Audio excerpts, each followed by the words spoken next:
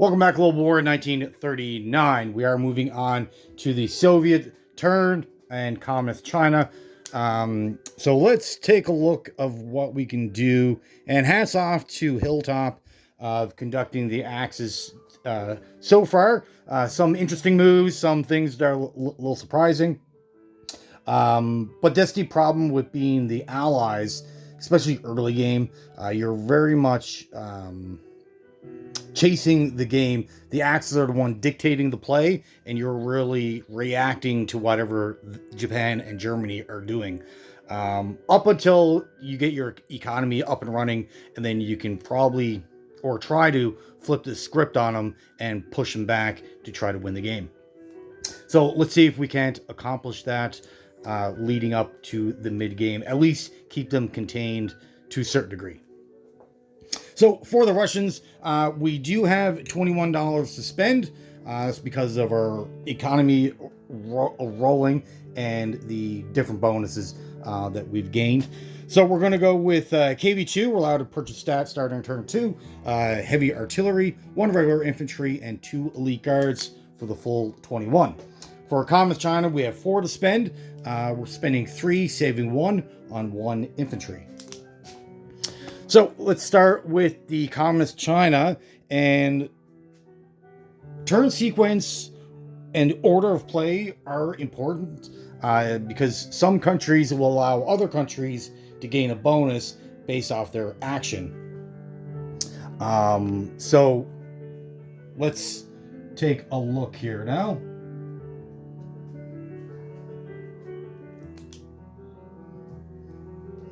All right, so for Communist China, now there is a territory right here that only has 2 infantry. I'm pretty sure with our artillery and cavalry, we can take that out. But you have to worry about the follow-up counterattack. We have mechs artillery, not a fighter, but a tactical. We got a bunch of veteran units here. So the counterattack would probably be pretty devastating. It would probably wipe out that entire army, and then allowing this tank to probably just blitz through, eliminating Communist China by our own hand. So let's not do that. And to gain what? $1 for 1 turn? There's makes no sense to eliminate your entire country for that. So we're just going to place our newly purchased unit into Yan'an and collect our income of 3. So we're back up to $4. All right, so moving on to the Soviets. And this is where I was talking about if the Russians went before Communist China, then Communist China would be able to collect an extra $2 this turn. But we'll see how that is going to work out. So for Russia, we have 2 battles to declare. One in Manchuria, which is just a walk-on. We are declaring war on Japan, by the way. We're allowed to do that on turn 2 onward. This triggers a couple of different events. One, the Mongolia rule is now negated for the rest of the game. So Japan is free to attack Russia or not as much as they want without having to worry about Mongolia aligning with the Soviets. The territory is only worth $2. They do have a decent standing army for a neutral. However, I don't see the Japanese attacking Russia. So our hopes of holding out just for a chance that we get Mongolia to align with us is probably not going to happen. So let's forget about that. It also negates Russia jumping to its 48 production. So we're still going to have to roll out our production to get up to the 48. And it also allows Japan to get 3 free infantry placed in Tokyo. So that is all happening. And where we're going into Manchuria. And, sorry, I lied to you. We're doing 3 battles. Northern Manchuria. So we're going to walk into both of these. And we're just going to walk in with 1 infantry each from Amur. And the rest over here will be non-combat moves. So our income increases by 2. And we'll see how the Japanese respond to this level of aggression. But they do have 4 transports in C Zone 125. And so they got 4 infantry, Special Naval Landing Force. They can come down to 106, grab a couple guys from this production facility, and land in Namor or this territory here. So we do got to be cautious and careful. But we'll see what their response is. Now, this is where Communist China now has an NO bonus of $2. So moving forward, starting turn 3, they'll collect $5 instead of just the 3. And this is where I was talking about if Communist China went after Russia, they would have an extra $2 next turn. But we'll have to worry about that turn 3. Over our third battle that we are declaring is C Zone 20. Now, the proxy war that Russia, Finland go on without Germany and Russia going to war, the Finns are allowed to move freely within their own country. They're allowed to defend and attack within their own country. They're not allowed to move out of. Russia is allowed to move in and attack, regardless of what unit, Finnish or German. The Russians pretty much consider everyone in Finland to be Finnish, and they don't really care if you're German. And the Germans, of course, are allowed to defend themselves. But that also goes for any C zone adjacent to Finland. So meaning C zone 20 and 19. The Germans have 2 transports in that C zone, and the Finnish have their own destroyer. The destroyer is not allowed to move out, but the Germans are allowed to freely move in and out as much as they wish or can. They did end their turn with 2 transports in C zone 20.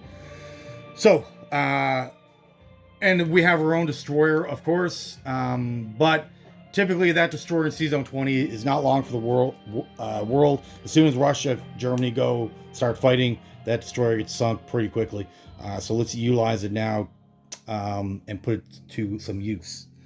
So we have what we're going in here with, of course, our destroyer versus his destroyer and 2 transports, and we're going with the entirety of our Air Force, which is sitting in Paskas, or however you pronounce it. So it's 3 fighters, a light bomber, and a tactical.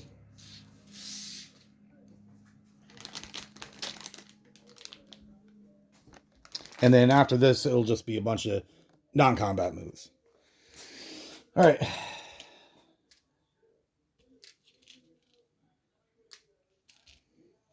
And of course, if we take any hits, we'll take it on the destroyer, saving our Air Force. We're going to need that later on, probably turn 4, turn 5.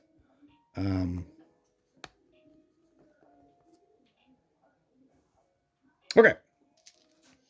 So we have 2 dice at 4. 2 and a 7. So that's 1 hit. 3 at 6. 1, 4, 12. That's all 3 hits that we need. He returns fire with a 4. Roll a 10. And 2 1s.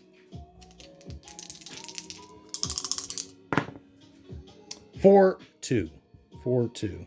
All right. So we finish that off. And unscathed, we'll put our destroyer back. And our Air Force will move in the non-combat phase, which is going to happen now. That's the only rolling for this turn.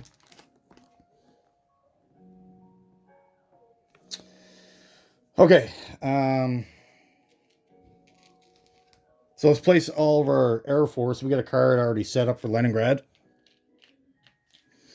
So this card here is in Leningrad.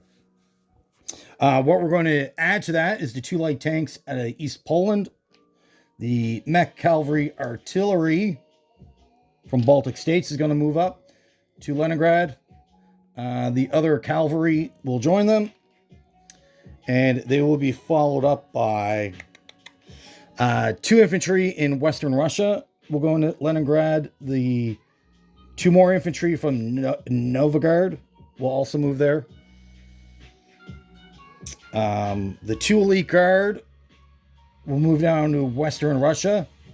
The 3 infantry in Novgorod move back into Moscow.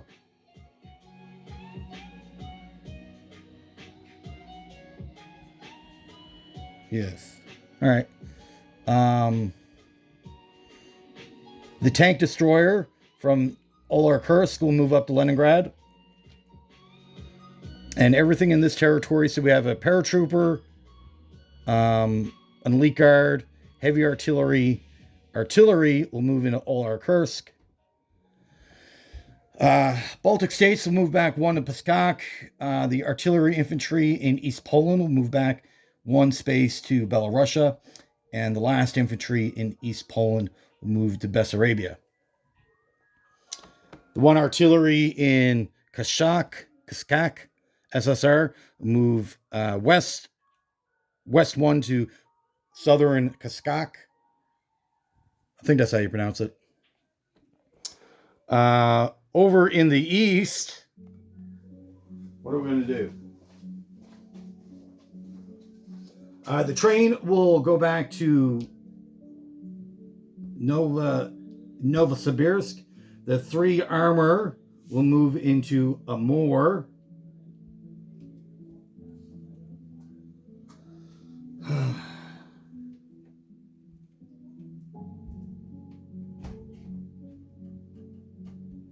And the infantry artillery will move 1 space east. Hopefully that was all on camera. Yes. All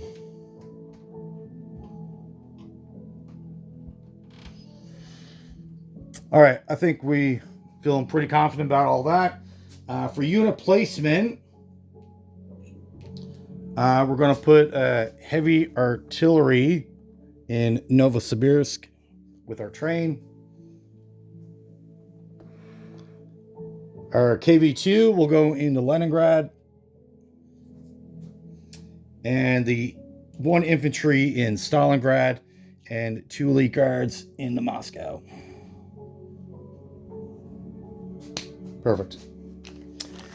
All right, now we have to roll for our economy. Last turn we didn't roll very well. Not very well at all.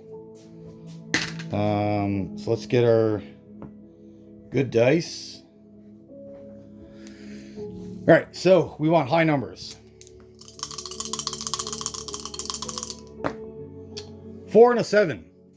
4 and a 7. I guess we can live with that, I guess. Okay, so that puts Russian economy up to 24.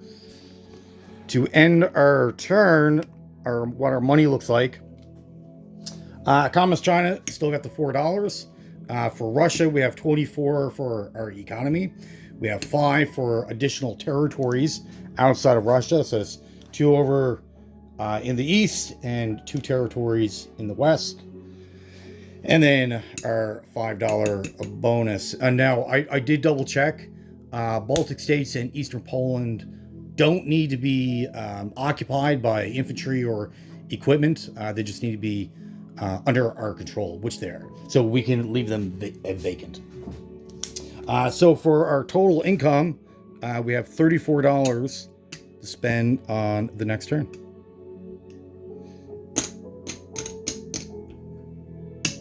Perfect. All right. So that is it for Communist China and Russia. Next up will be the UK Commonwealth, and we'll see what they can bring. All right. Again, thank you for watching. Have yourself a great day.